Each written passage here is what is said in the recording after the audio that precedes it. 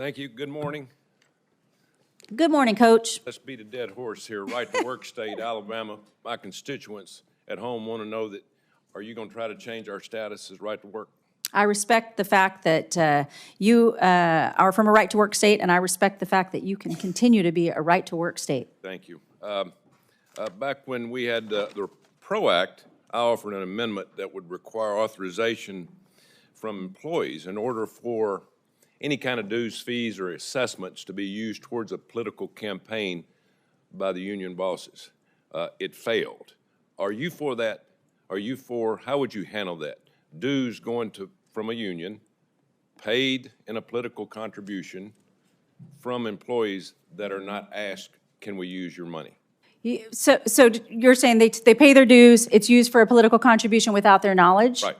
Yeah, well, again, that's not something that I think they should be aware of where their dues are going. Yeah, okay. Just asking. Yeah. You voted for the PRO Act. I was just asking. I didn't, Senator, if I could correct the record, I did not vote for the PRO Act. I put my name on this. We did not have a vote on the PRO Act, so I just wanted to correct the record on that. All right. We had this conversation a couple of weeks ago. My constituents want to know, you worked in Planned Parenthood years and years ago. You pro-life or pro-choice? I am supportive of the president's agenda. I have a 100% pro-life voting record in Congress, and I will continue to support the America First agenda, which we know includes life. Good answer. All right.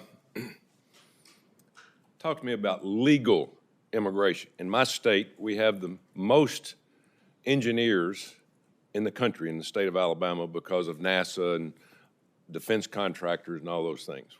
We're running short on a lot of engineers, high-tech people that are well-trained in our country. For some reason, we're running short because big tech is growing. Where do you stand on legal immigration? Your thoughts? Well, I'm supportive of legal immigration only. I mean, I don't see another way around it. But you're talking about, are you referring to the H-1 visa program? Anything to do with high-tech, anything to do with engineers, Yeah.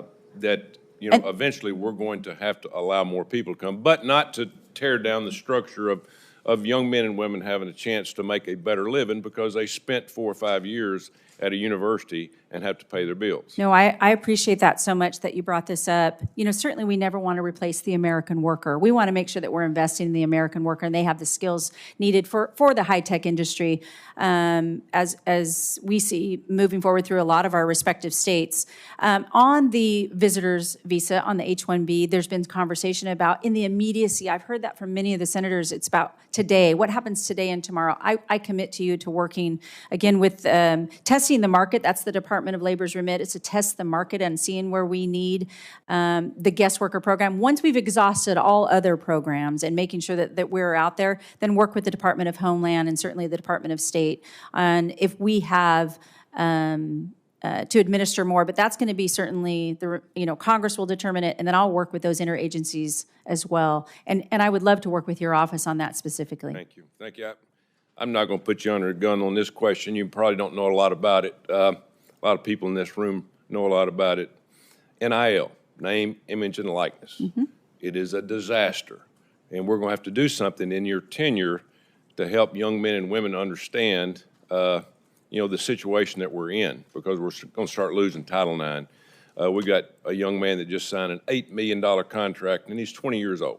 And it's out of control. So the next time you come, hopefully we can have a hearing on what we call name, image, and likeness. I'm all for kids making money, but it is workforce.